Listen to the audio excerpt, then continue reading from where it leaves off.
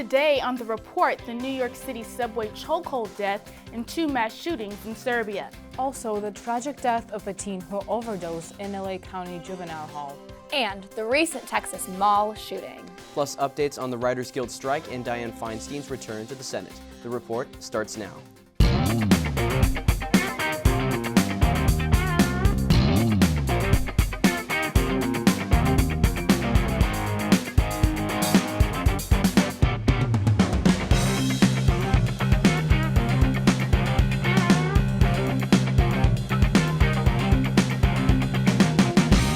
Welcome back to the semester finale of The Report. I'm Noah Sakatis. Good to see you again. I'm Shelby Martin. Hello everyone, I'm Elmira Darmanian. And I am Alexis Ray. Don't forget to follow us on Twitter at The Report CSUF or on our Titan TV Instagram at Titan TV CSUF to keep in touch with us and view our new content. The death of a 30-year-old homeless man, Jordan Neely, has left many divided and questioning whether things could have been handled differently. On May 1st, Neely, a street artist known for his Michael Jackson impersonations, was restrained on the floor of the subway train and held in a fatal chokehold by another passenger for 15 minutes. Juan Alberto Vasquez, one of the passengers on the train at the time of the incident, testified Neely had gotten on the train and began to shout aggressive remarks about being hungry and thirsty. Prior to his death, Neely exclaimed, "I don't care if I die. I don't care if I go to jail. I don't have any food. I'm done." End of quote. 24-year-old Marine veteran Daniel J. Penny was identified as the passenger who held Neely in the chokehold. Penny was taken into custody by police for questioning, where he was later released. As of now, no charges have been filed, and the case currently awaits a grand jury to determine whether Penny should be criminally charged for Neely's death. New York City's medical examiner has ruled Neely's death as a homicide and is currently under further investigation by Manhattan District Attorney Alvin Bragg. According to law enforcement, Neely had 42 prior arrests on charges of petty larceny, jumping subway turnstiles, theft, and 3 unprovoked assaults on women on the subway between 2019 and 2021. Neely's family states he had suffered from mental illness since the age of 14. After her mother was brutally murdered by her then-boyfriend, and that Neely had struggled with poverty and homelessness in recent years. Penny's actions have since been criticized for having been too extreme or uncalled for, with one witness stating Neely hadn't harmed anyone and did not appear to be harmed. Attorneys representing Penny have stated their client acted in self-defense as Neely appeared to be threatening to him and other passengers while asking for food. The case has brought attention to New York's massive homeless crisis and lack of address for mental health, prompting protesters to gather calling for Penny's indictment. Consecutive mass shootings in Serbia have prompted the government's quick response for better gun control in the country. The first shooting took place on Wednesday, May 3rd at an elementary school in Serbia's capital, Belgrade. A 13-year-old boy had got a hold of his father's guns and opened fire at his school, killing 7 girls, 1 boy, and a school guard. Due to his age, the boy will not face criminal charges and will instead be placed in a mental clinic. A second shooting occurred just 1 day later in a rural town in central Serbia, resulting in the deaths of 8 people and the injuries of 14 others. 20-year-old Uros Blazic faces charges of first-degree murder and unauthorized possession of guns and ammunition. According to state media, Blazic confessed to the crime and admitted he only wanted to spread fear. Although Serbia holds the highest level of civilian gun ownership in Europe and the 5th highest in the world, mass shootings within the country are considered rare. These 2 shootings became the first in recent history, with Serbia's last mass shooting taking place in 2013, where a war veteran killed 13 people. Branko Ružić, former education minister, blamed the shootings on, quote, the cancerous, pernicious influence of the internet, video games, and so-called Western values, end quote. Serbian President Aleksandar Vučić has announced proposals such as increased security at schools nationwide, a 2-year moratorium on firearm licenses, a ban on shooting ranges for minors and ex-convicts, and requiring hunters to undergo annual checks. As part of an effort to disarm the country, an order was issued by the Interior Ministry urging owners of unlicensed guns to hand them over at police stations without punishment until June 8th. Those who ignore the order will be prosecuted and could face many years in prison if convicted. On May 9th, a teenage detainee was found dead at Somar Juvenile Hall from an apparent drug overdose. There has been growing concerns over the amount of opioid fentanyl accessibility in juvenile facilities. Last month, official court documentation was signed, which sought the immediate closure of the halls and correction of conditions that were illegal and unsafe. According to an official, an officer and nursing staff at the scene used Narcan and nasal spray that can reverse opioid overdoses, but these efforts could not revive the teen.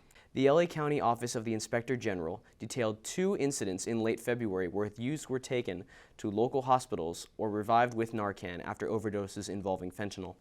LA County's juvenile halls have faced plenty of criticism over the past year for their staffing crisis that led to increased violence and drug use. With its continuous spread, fentanyl now trends towards an epidemic in Los Angeles. Guillermo Vera Rosa, chief strategist for juvenile operations, said, quote, "We will cooperate fully with law enforcement on a thorough investigation of the incident," end quote. Following a string of unprecedented mass shootings in the United States, 8 people, including 2 elementary school-aged students and a couple with their 3-year-old son, were killed in what is known as the second deadliest U.S. mass shooting of 2023. The shooting took place at Allen Premium Outlets near Dallas, Texas, by Mauricio Garcia, who used an AR-15 weapon in massacre before he was gunned down by law enforcement. A U.S. defense official reported that Garcia was separated from the Army about 15 years ago due to a mental health condition found under evaluation. Garcia was terminated after 3 months of service and did not complete basic training. Although Garcia bought both the rifle and other firearms in possession legally, he was able to avoid any background check prior to the purchase as they were purchased by private sellers. On the day of the shooting, the gunman was wearing an insignia commonly related to extremist groups. Authorities reported that weeks before the shooting, Garcia shared writings approving Nazi ideology and images of firearms on a Russian social media website. In other posts, the user identifies as an incel and expressed anger towards women while posting about committing the mass murder. The account then uploaded a screenshot from Google Maps a few weeks before the shooting, showing the busiest times of the outlet mall. Just 1 week ago, members of the Writers Guild of America ceased all work and headed for the picket lines, and without a doubt, their walkout continues to hold a strong toll on Hollywood productions. This is the first strike from the WGA since 2008, and now more than 11,000 writers are looking for higher pay to match their revenue from streaming platforms. Shows that saw immediate effects of the strike include daily late-night shows and weekly comedy staples such as Saturday Night Live. Talk shows aren't the only ones affected, as other notable productions such as Netflix's Stranger Things and the Disney Marvel movie Blade have been halted or delayed. Industry experts worry that these delays could have a greater financial toll than the previous writer's strike, and as of now, it is unknown how long the strike will last. 15 years ago, writers were on strike for 100 days, and the industry lost $2 billion of estimated revenue. This is the first strike that has risen during the streaming era and impacts more companies across the 3 major facets of the media business, including theatrical, linear television, and streaming. Throughout the month of March, 89-year-old Senator Dianne Feinstein was hospitalized and treated for shingles. During this time, very few details of her condition were released. However, this absence is no more. As of May 9th, her office announced Feinstein's return to Washington, where she will resume her duties while also being the oldest member of Congress. Shingles is a painful rash that can cause skin infections, problems with hearing or balance, facial paralysis, and even inflammation of the brain. As of now, Feinstein is the oldest member in Congress. The Democrats' age and health have been areas of concern, with questions raised regarding her seemingly frail cognitive health and memory. Although the senator has already announced she won't run for re-election in 2024, she faces heavy pressure from all of those who call for her to resign right now. Representative Alexandria Ocasio-Cortez is among those in favor of Feinstein retirement, stating, quote, "Her refusal to retire or show up is causing great harm to the judiciary," unquote. Feinstein sits on the Judiciary Committee, and without her is a deadlock 10-10, which cannot advance nominees. Now let's head into our discussion. So going back to that NYC Subway Chokehold death, what do you guys think about it? Do you think New York should make some changes to the subway system? or have better security as far as delegating homelessness down there? I mean, there's been a lot of issues with public transportation and safety, especially for, young women, especially for just in general. It's just been a common thing. If you go to the subway, you bring pepper spray. If you go on the New York subways, it's always unhinged. People joke about that. But now, there's been a brutal murder on the subway. It's getting out of hand. And it's difficult to see on both sides because, as we know, the homeless man, Neely, he was dealing with a lot of mental health issues. And it's been said that Neely had also threatened the perpetrator. He's also threatened multiple passengers. He had, gotten violent in the past. And it's unfortunate because, a lot of this stems from mental health issues. A lot of this stems from, childhood issues, losing his mother at a young age. It's not an excuse, but it's definitely something to pay attention to. I completely agree, and specifically, I've never been to New York, but I've heard that like NYC Subway is one of the biggest ways of transportation over there. So if that much people use it, why won't you change the rules maybe? Because, for example, I don't want to bring back at home again, but we do get checked when we walk into subways for like metal, like all the bags and everything. We do get checked, and there are like a lot of police officers in the subway. That if you get lost, if you need help, you will get taken care of. So I think that the incident itself is just ridiculous to me because obviously I don't think that the behavior of the person with mental health issues can be, as you've said, like that's not the reason, like approved, but it's just a lot to take in from this situation. What do you think? I think New York should begin to start to decriminalize these bus and transit attacks because, look, as of April 23rd, New York prosecutors made a statement that they will not be going forth with decriminalizing said underprivileged members of the community. And I think that's a problem when some of these people that have severe mental issues are going out and attacking people that are just trying to get to their jobs. Yeah, it's hard to see, like I've wanted to move to New York for a while. That's my big goal after college. And, when my family expresses concerns about my safety, you can't take the subway, you can't do this, you can't do that. That is the number one way to get around in New York. And passengers have a right to feel safe. And the fact that you said, there's this general stigma that you have to have, like, a pepper spray on the subway, that should not be the norm, We shouldn't have to worry about that, but we do. You shouldn't have to use the Wolverine hand for all your keys, Right, exactly. Unfortunately, that's the truth for a lot of women, no matter the state or country. Let's move to a different story, mass shooting in Serbia. Another shooting. Yeah. What are your opinions on the way Serbia's government addressed the shootings and how are they dealing with them? I think I think Serbian politics are honestly so far removed from that of the United States. You have to look at it from a completely different angle. I mean, first off, they have much different borders. They are from a former communist country. They had a massive war in the 90s that broke apart their nation, and their army had a genocide of the Muslim community. So you have to take all of these different factors into account when considering the gun violence in the state and the way that the politics are moved about, I think. I kind of understand when you said that it's an ex-communist country because it's just like, even when we were reading the script, the opinion was like that the reason why people are shooting they're all influenced by computers, internet games, and the Western community. Right, the Western boogeyman. If you're the fifth country in the world when it comes to gun violence, not like, do you really think computers are the issue? No. Do you really think that Western influence?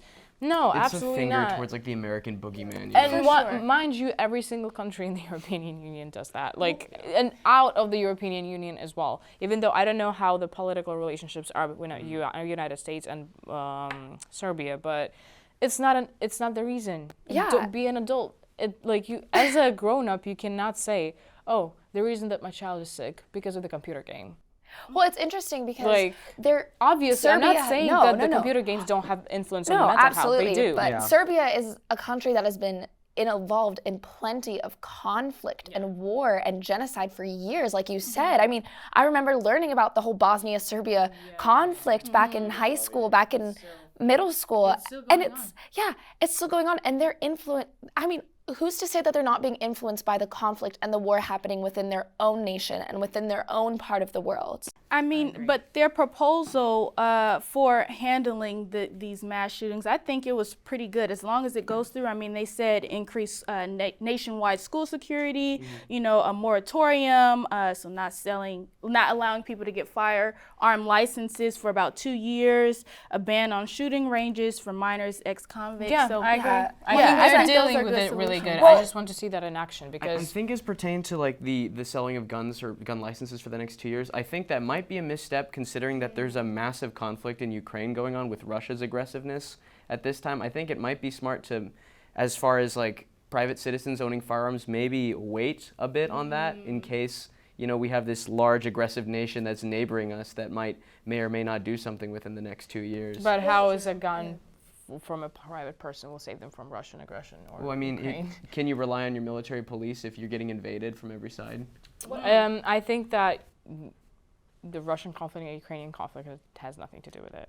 I think. Well, what honestly. I find I'm not like interesting- defending anyone. I'm just Yeah. I'm just saying. No, what I find interesting is what have they done with the parents of the 13-year-old boy? Because didn't they say that he was can not be 'cause charged. He Yeah. can't be charged. So I mean, if they're not going to put him in juvie, they're putting him in the mental health facility, which is another step.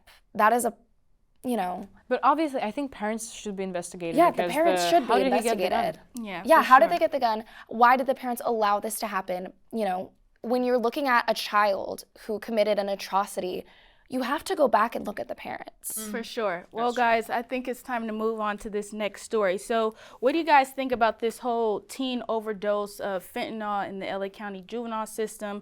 Do you think there's a solution for getting this fentanyl off the streets and everything? Well, the reason why people end up in juvie in the first place is because society fails them, their parents fail them, they're children, they're young.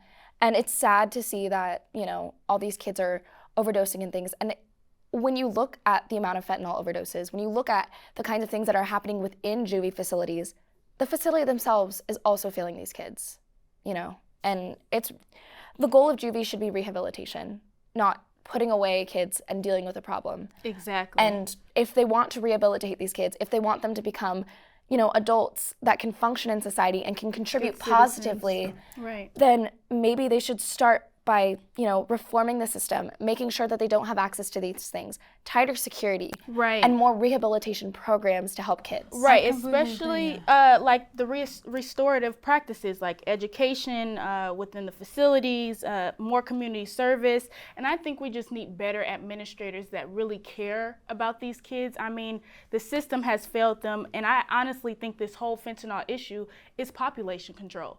Literally, like they don't have any favor towards these juvenile offenders. And I think they're just like, okay, well, they're on drugs. Well, that's better for us. But unfortunately, as you've said, those kids are not supposed to be just put away. They also are supposed to have a will to change themselves. They can't change them forcefully. You know what I mean? Yeah, no. Don't get me wrong, we do have the greatest legal system in the world, but it's becoming more and more discriminatory. I mean, if you're an immigrant or from a foreign country or a minority, civil rights almost don't apply to you. Like, no place is more of a breach of civil rights than in the penal system. I mean, the nature of the system instills this convict mentality to the point where the prison becomes the only venue where the convict can function. What I find really interesting about this story is that this man has had so many red flags. And you see that with almost every shooting story. You see how, you know, the perpetrator always displays some sort of like Aggression. warning signs, behavior. I mean, he's posting Nazi ideology on his account. He's was an a red flag incel. immediately. He's wearing Nazi symbols. Like, It was bad. But honestly, at the same time, if you see all these Nazi symbols on his Instagram, Facebook, whatever we were talking about, what can you do about it? You know, if you go to the police station and be like, look, he posted this, what are they going to do? Arrest him for a post? well, he I mean, posted- that's what they do in other countries, When but I you doubt post they the will firearms and like describe in detail the event that you're going to carry out, then they have to act. do this. Yeah, But- that's one. yeah. and but the we don't know map the consequences of location this. with the busiest That was times of the sketchy, yeah. exact destination. This guy was a loon, like full through and through. That is scary, I think. But the sad part is, I think the freedom in the United States is getting a little bit far at the same time because, like, as you will see your friend post pictures like this, what can you do? Right. Like There's not much you where do you can. report? How do you stop? You're not like, it gets kind of a responsibility on your shoulders saying like you need to stop them. Right. But what are you stopping Right. them from? Because you don't know if they're actually going to do it or not. You know what I mean? Yeah, It's and- just really hard to tell, and I think the situation itself is pretty sketchy. He was also a former, military member, but he never went through basic training completely. He was basically dishonorably discharged. And he still somehow had access to firearms. I mean, Ridiculous. that right there. Once again, the It's a rights failure to of the the, access. Of Yeah. the system. Okay, Writers Guild strike, something we've talked Yes. about last Ooh. week. Okay. Yeah, I know you want to Let's talk get about in on it. the show. All right, let's go. Let's get into it. This is interesting. I don't think they deserve the money. I'm gonna be honest here. I'm firm on that point. I have not enjoyed a movie or show for the last 3 years now. Why should writers get more money? That's my stance. I mean, with the way SNL is going, they haven't been good in like 10 years, let's be real here. But if all honesty though, when you're looking at writers who aren't able to eat, I've seen some posts about that. I've heard things about writers who are living in their cars or, having the idea that someone maybe not be able to break into that industry if they're not already financially stable, if they're not practically a nepotism baby. We should make the arts and entertainment more accessible. That's something I will always shoot for because there are talented people out there who don't have the opportunities. It is so hard to get into the industry itself if you are, as you've said, don't have a specific financial background or specific parents, you know what I mean? And I don't think it should be that hard and suffering on your way to success, let's say. Honestly, and even the way people sometimes treat the, let's say, arts, industry and arts degrees in colleges. Like if I say I want to become an actor, my parents will look at me and say, this is not reliable. Yeah, my What are you parents going said, to do with this? You want to know be a what I mean? waitress instead? Word for word, every single parent will say the same, and they're looking out for our safety. And I honestly do not like the way entertainment industry is being treated. Like why there is literally no trust for parents. Obviously, there are like specific individuals that will get through this and get to their dream and have an experienced success. But what about everybody else? It is honestly very disappointing and astonishing in how it works, because I've personally heard that too. What are you going to do with this? Yeah. You know what I mean? Yeah, Noah, what were you saying? Well, from what I've seen, the writers that are stepping out too are people that have already paid and have been paid and have existed in this industry for a while. So they're not stopping people from going in who are like novice writers and going in to write for them. And that's been the case with strikes in the past, where the companies will then like hire new employees when the other ones will go on strike and so on and so forth.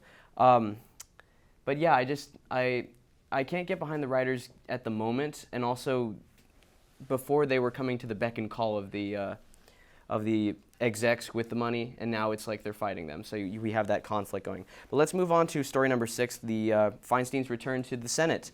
Should she retire? What do you guys think? I think yes. I think so too, just because she is 89 years old, and then we have seen her health history. However, I don't think we should implement a limit that much on age, because I'm like, it's still some healthy 89-year-olds that can have that fire under them. And I just don't like the cutoff age. I would say that the fact that she has been struggling with some health issues is already a factor for us to let her go, even though some people don't want to. It's for, if you love somebody, let them go for their best. You know what I mean? That's what we've been told. That's what we learned. So I think that she should retire just for her own safety and health concerns.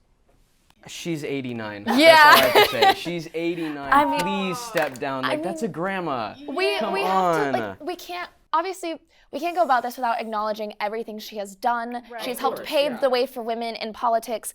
But that being said, it's just for her safety. It's for the safety of our nation. It's for everything. Like, we appreciate her.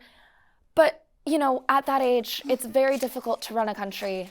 All right, Titans, that's all we have time for today. Thank you for tuning into the semester finale of The Report, and thank you for being with us for the whole semester. I'm Elmira Darmanian. Have a great summer, everyone. I'm Shelby Martin. Thank you so much. I'm Noah Sakatis, and stay tuned for more news, views, and info. And my name is Alexis Ray. We'll see you next semester on The Report.